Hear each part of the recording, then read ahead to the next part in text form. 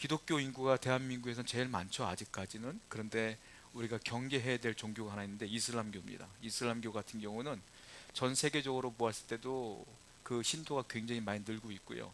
유럽 같은 경우는 기독교 인구보다 이슬람교 인구가 훨씬 더 많죠, 요즘은. 그래서 대한민국도 좀 이렇게 넉넉히 있을 때가 아니에요, 사실은. 굉장히 경계해야 된다. 왜냐하면 2018년도인가요? 제가 통계를 한번 봤는데 이슬람교도가 대한민국에 공식적으로 25만 명이었어요. 근데 비공식적으로는 40만 명이 넘을 것이다라고 우리가 예상을 했었거든요. 그런데 학자들이 예상하기로는 2050, 지금이 2022년이죠. 2050년이 된다면 약 400만 명쯤 될 것이다라는 예상이 있어요, 사실은. 그러면 지금 개신교 인구가 점점 줄거든요. 줄고 있는데 이슬람교가 2050년에 막 약 400만 명이 된다면 어쩌면 이슬람교도가 더 많아질 수도 있을 것 같아요. 그래서 굉장히 경계해야 된다. 우리가 기도하면서 이 부분에 서 우리가 좀 노력을 해야 된다. 이런 생각들을 가져요. 왜냐하면 이 사람들이 공격적으로 포교 활동을 하게 되는데 이슬람교도는 일단 돈이 많아요. 왜냐면 오일머니라고 해서 이슬람 교도들은 거의 다 중동 국가 아닙니까? 그러니까 포교할 때 돈이 많이 들어가는데 그 돈을 굉장히 잘 써요. 이유가 있어요. 왜냐하면 이슬람교 같은 경우는 황금 율법이라는 게 5가지가 있어요. 황금 법칙이라는 게 이 5가지는 이슬람교도는 무조건 지켜야 돼요. 우리가 잘 아는 라마단 같은 거 있죠. 그런 것들이에요. 전부 다 라마단. 그리고 메카라고 하는 성지가 있는데 1년에 한 번은 성지에 꼭 가야 돼, 이 사람들은. 그게 법이야. 그러니까 성지 순례 가다 보면 막 인산인해하는 것도 많이 보잖아요. 그런 것들이 다 이 사람들이 그 이슬람 교도들이 신앙생활할 때 꼭 지켜야 될 율법이거든요. 그 중에 하나가 이 사람들이 왜 포교 활동을 열심히 하냐면 자카트라고 하는 율법이 하나 있어요. 그 5대 율법 중에 하나에 자카트가 한마디로 말하면 구제 활동이에요. 구제 활동. 구제 헌금.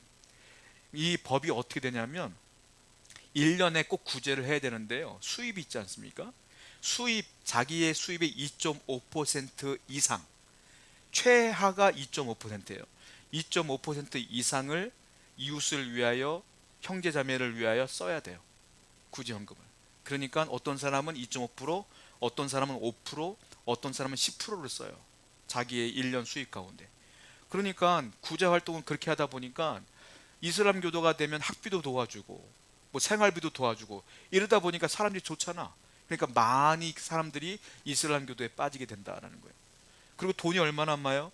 오일머니라고 해서 이 사람들이 막 주니까 개인은 자신의 수입에서 2.5% 이상을 떼서 가난한 사람들이 나눠주고 국가는 이웃의 어려운 이슬람 국가들 있잖아요. 국가 차원에 도와줘요, 돈으로.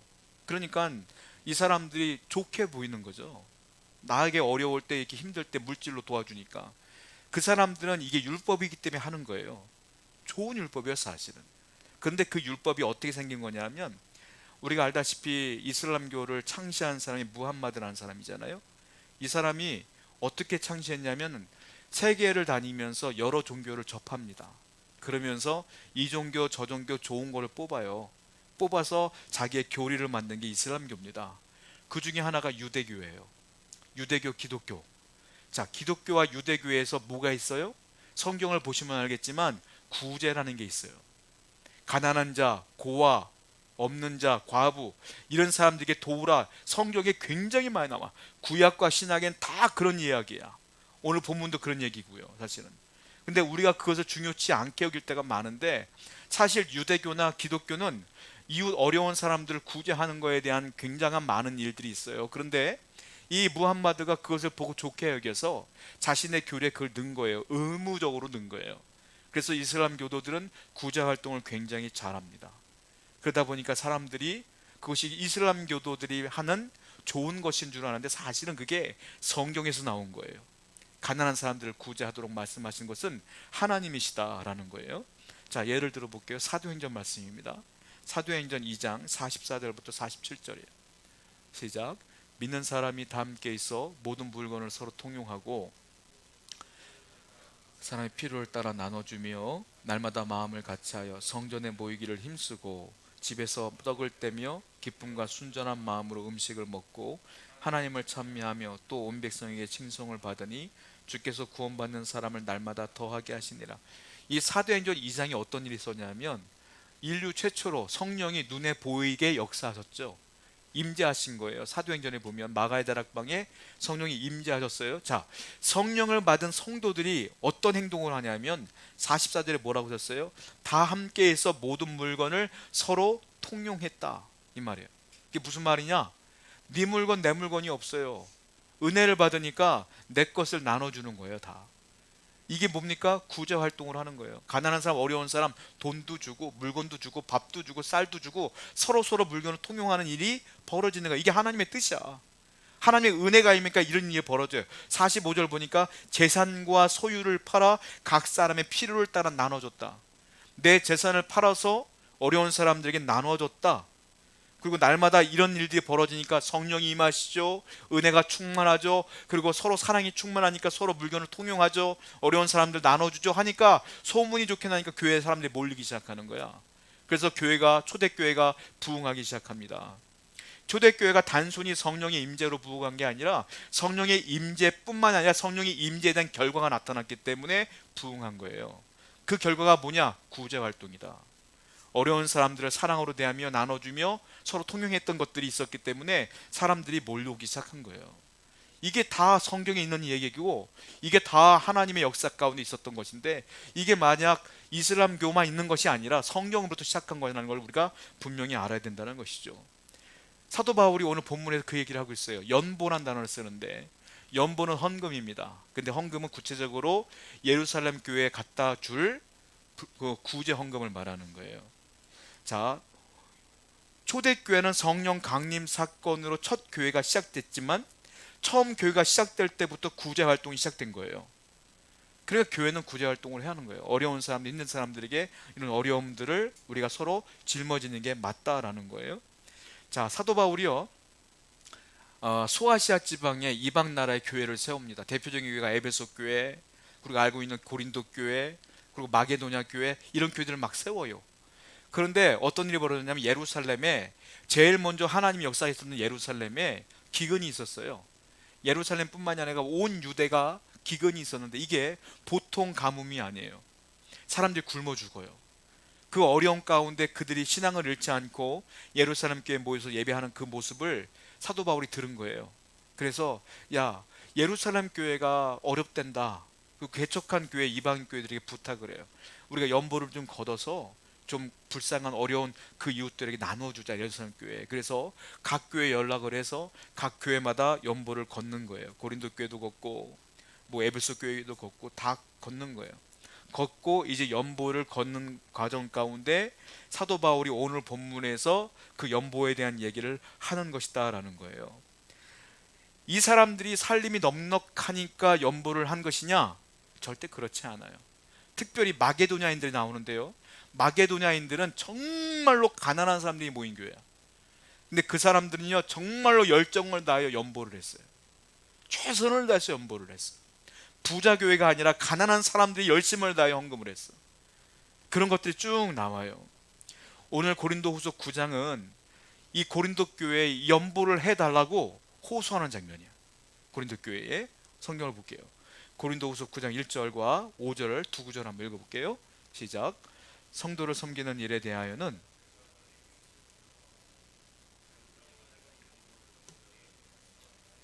약속한 연보를 미리 준비하게 하도록 권면하는 것이 필요한 줄 생각하였노니 이렇게 준비하여야 할 참 면보답고. 고린도 전서는 그 교회에 이단 사설이 있었어요. 고린도 교회. 그리고 바울을 누명을 씌우고 바울이 나쁜 사람이라고 거짓 선지자들이 억울하게 누명을 씌워놨어. 그래서 고린도 교회 성도들이 바울과 관계가 안 좋은 상태예요. 바울을 욕해요. 그래서 우리가 알다시피 파가 갈렸잖아요. 바울파, 아볼로파.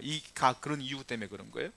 그런데 문제가 있었어요. 뭐냐면 바울이 그 교회를 세워놓고 설교를 하는 가운데 고린도 교인들에게 그렇게 설교를 했어요. 우리 예루살렘 교회가 어렵다. 구제 헌금을 하자. 연보를 하자. 그래서 사람들이 합시다 라고 한 거예요. 그리고 바울이 잠시 떠나 있는 상태야, 고린도 교회를. 그러니까 바울과 고린도 교회 상태가, 사람들이 바울이 없는 상태에서 바울을 욕하니까 관계가 안 좋아진 거예요. 그러다 보니까 연보 활동도 안 하게 된 거야. 그게 얼마나 걸리냐? 1년 동안 안 한 거예요. 그리고 바울이 고린도전서를 보냈고 고린도전서를 통하여 죄를 멀리하며 이 모든 것에 징치되며 이제 바울과의 관계가 회복되어졌어요. 그랬더니 고린도 후서에서 바울이 얘기하는 거예요. 이제 우리가 서로 화해했으니까 너희들 1년 전에 연보하려고 했던 거 안 하고 있지? 하자 이거예요. 지금 이 부분은 잊어먹었던 거, 서운했던 거 해야지, 해서 도와드려야지, 그 얘기를 하는데, 바울은 여기서 연보에 동참하도록 호소하는데, 헌금, 이 연보는 헌금이에요. 헌금하는데 원칙을 세워요. 연보는 이렇게 하는 거야, 헌금은 이렇게 해야 되는 거야 라고 원칙을 세워요.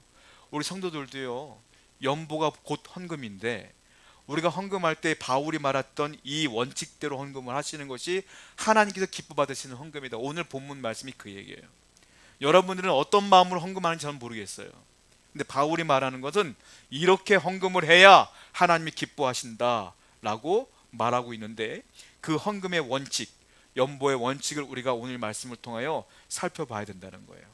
자, 먼저 바울이 말합니다. 뭐라고 말하냐면, 구제 헌금을 포함한 모든 연보와 헌금은 미리 준비하라, 이거. 미리 준비하라. 그리고 억지로 하지 말아라.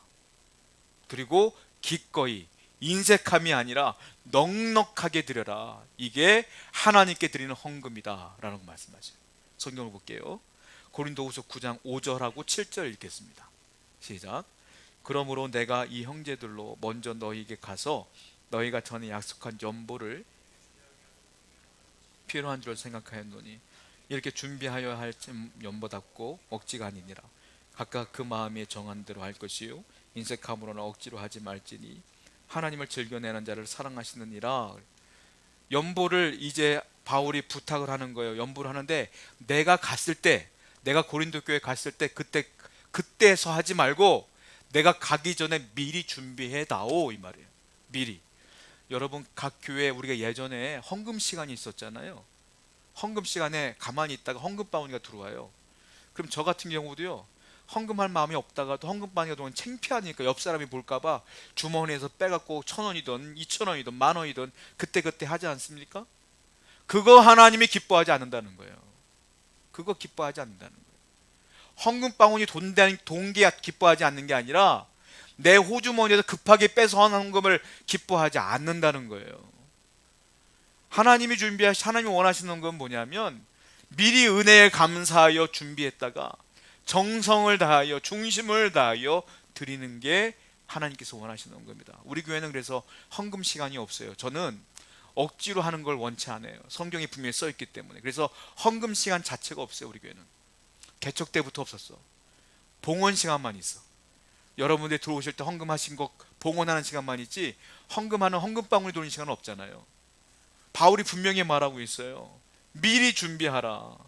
미리 토요일 전부터 준비하여 하나님께 드려야 된다라는 거예요. 또 하나는 뭐라고 했어요? 인색함으로나 억지로 하지 말아라. 체면 때문에 하지 말아라. 하나님의 은혜에 감사한다면, 감격한다면 더하면 더하지, 인색함으로 조금 하거나 억지로 하거나 그러지 말아라 라고, 이 두 가지를 말하고 있는 거예요. 미리 준비하라. 인색함으로나 억지로 하지 말아라.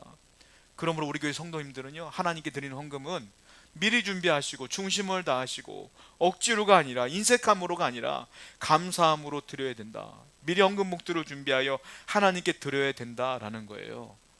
자, 두 번째는, 하나님께서, 바울은 헌금을 어떻게 말하냐면, 헌금은 우리가 흔히 잘못하는 개념 중에 하나가, 하나님께 드리는 헌금은 드리는 겁니다 라고 생각해. 그렇죠? 드리는 거라고 생각하죠. 바울은 분명히 말하고 있어요. 드리는 게 아니야. 뭐라고 말하냐 하면, 헌금은 심는 것이다 이렇게 말하고 있어요. 심는 것이다. 나무를 심는 것처럼, 과일나무를 심는 것처럼 헌금은 심는 것이다 라고 말하고 있어요. 여러분, 사람들이 헌금에 대한 오해를 해요. 특히 개척을 하고 어려움이 있으면, 아이고 내가 헌금을 해야지, 내가 헌금 안 하면 교회가 운영이 되겠어, 나도 해야지 라고 하면서 헌금을 하는 경우가 많아요. 그리고 어떤 사람들은 목사님들이 헌금 설교를 하면 되게 안 좋게 봐요. 아니 뭐 교회가 뭐 돈만 달라고 그래? 부정적인 시각으로 바라봐요. 뭐 헌금 많이 갖고 목사님 월급 올리려고 그러나? 이렇게 바라봐요. 여러분, 기억하셔야 될 게, 물론 여러분들의 헌금으로 교회가 운영되어져요. 물론 맞습니다. 왜냐하면 우리가 세도 내야 되고, 우리가 운영하려면은 뭐 가스비, 전기세, 뭐 식사비, 여러 가지 돈을 내야 되잖아요. 그러니까 헌금으로 운영되는 건 맞아요.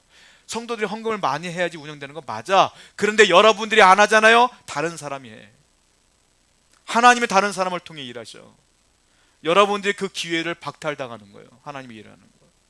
하나님이 돈이 없어요? 하나님 왜 돈이 없어요? 하나님이 이 땅이 다 하나님 건데, 이 물질, 대한민국의 제일 부자보다 하나님 돈 더 많어. 아니, 전 세계보다 돈 더 제일 많은 사람보다 하나님이 돈 제일 많어. 그 하나님이 돈이 없어요? 그렇지 않아요. 하나님은 여러분에게 돈을 걷는 게 아니에요. 이게 헌금에 대한 개념이요. 하나님은 여러분들을 헌금을 통해 교회 운영하려고 헌금하라는 소리가 아니에요. 여러분 분명히 아셔야 돼요. 교회 살림 때문에 우리가 헌금하는 게 아니에요. 목사님들이 헌금 설교, 지금 제가 연보 설교를 하는데 헌금 설교하는 것도 이유가 다른 데 있지 않아요. 어디에 있는 것 같아요? 여러분들 때문에 헌금 설교하는 거예요. 왜? 여러분들이 복 받아야 되니까. 축복을 받으려면 헌금을 하고 써 있거든. 축복 받으라고 헌금 설교하는 거지, 교회가 어려우니까 목사님 헌금 설교 하나보다 절대 아닙니다. 여러분들, 성경은 분명히 바울은 말하고 있어요. 이 연보는, 이 헌금은 뭐냐? 심는 것이다. 분명히 심는 것이다 라고 말하고 있어요.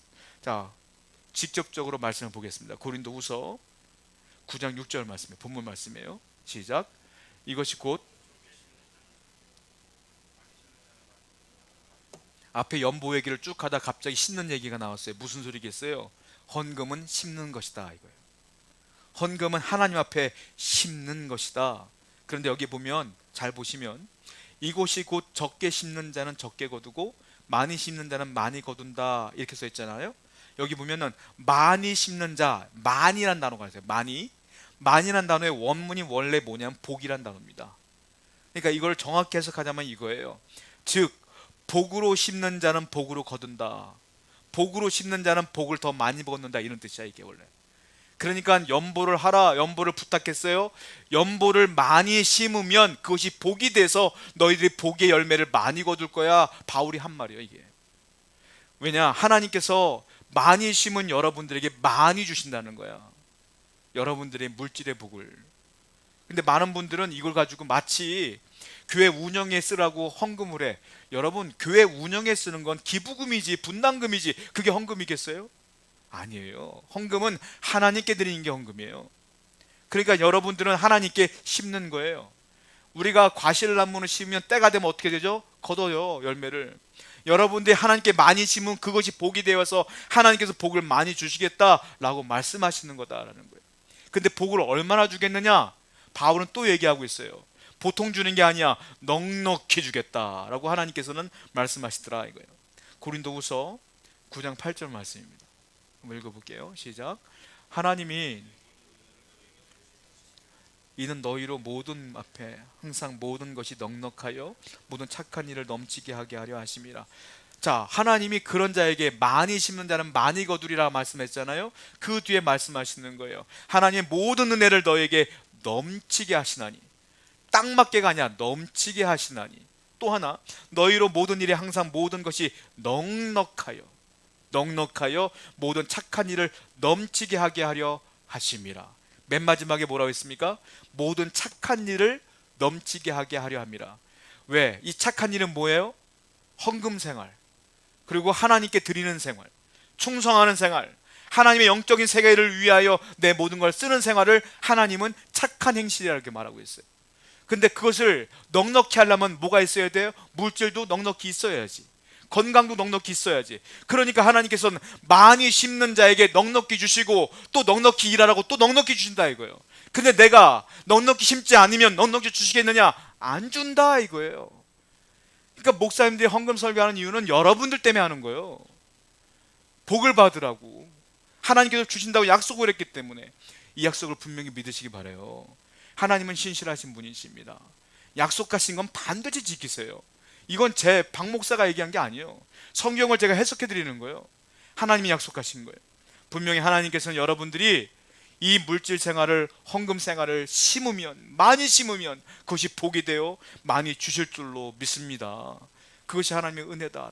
예전에 제가 학교에서 체프를 드리다가 어떤 부흥에 오시는 목사님의 설교에 간증을 제가 들은 적이 있어요. 예전 목사님들은 예전에 목사가 되려면 오지 있죠. 뭐 어려운 섬이라든지 산골이라든지 이런 데 가서 목회를 하셔야만 됐어요. 단독 목회라고 그래. 그거를 단독 목회를 해야지 전도사에서 목사가 돼요. 자격이 돼요.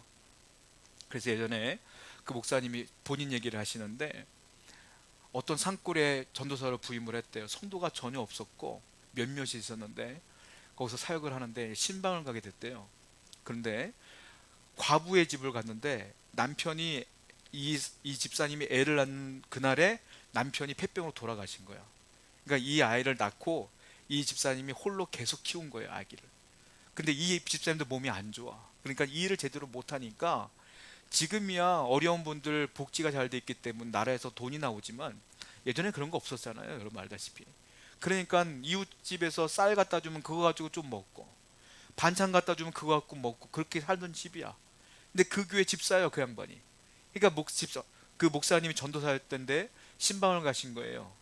가서 예배를 인도하고 이제 기도를 하는데 목사님이 봐도 정말로 집이 형편없다 다 쓰러져 가고 정말로 울음이 나올 정도로 심각하더라는 거예요, 그 집이. 근데 기도하고 있는데 갑자기 하나님께서 마음을 주시더래요. 그 마음이 뭐냐면 11조에 대한 마음을 주시더래. 그래서 에라 모르겠다 주시는 말씀이니까 라고 생각하면서 자기도 민망하지만 설교했대요. 집사님 11조 하세요. 그 얘기했대. 그때 집사님이요 그 얘기를 듣고 울더래요. 엉엉 울더래요. 너무하십니다. 저희 집안 꼴을 보시고 저한테 11조를 하라고 하십니까? 그러면서 울더래요. 11조 할 돈도 없어요.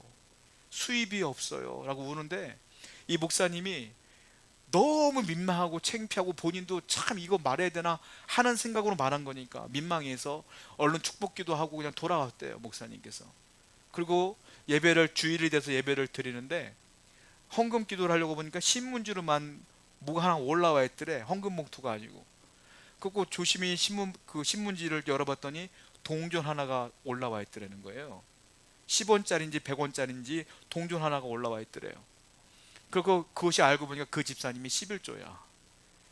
그 설교를 듣고 속상하지만 괴롭지만 그래도 하나님께 충성하는 마음으로 11조를 드린 거야. 헌금 봉투하기에 민망해서 신문지로 싸갖고 올려보낸 거야. 그리고 때가 되면 또 신문지가 올라온대. 목사님이 계시는 동안 계속 신문지가 올라왔어. 11조를 하신 거야. 그리고 목사님은 다른 교회 성빙을 받으셔서 큰 교회로 가셨고요. 세월이 많이 흐르셨대요.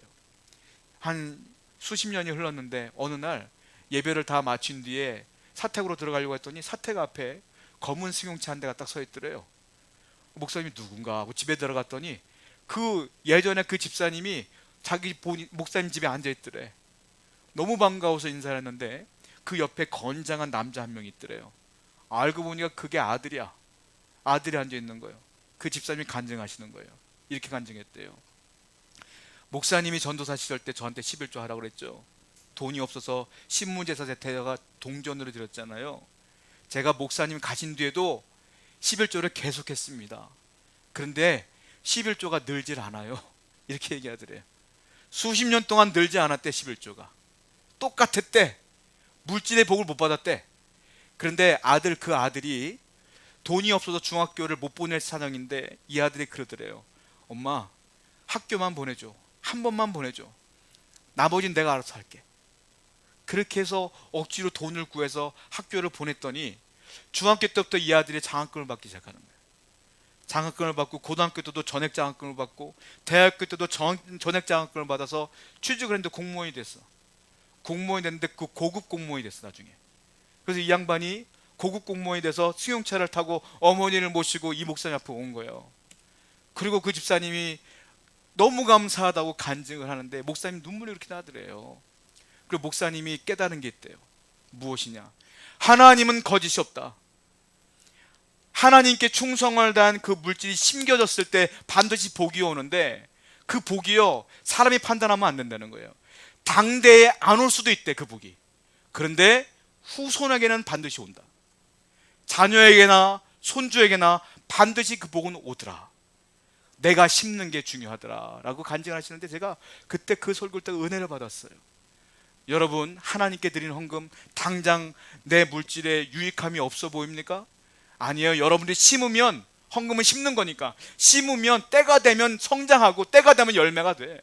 그것이 여러분 아닐지라도 자녀에게, 어쩌면 후손에게 그 복이 흘러갈 줄로 믿어요.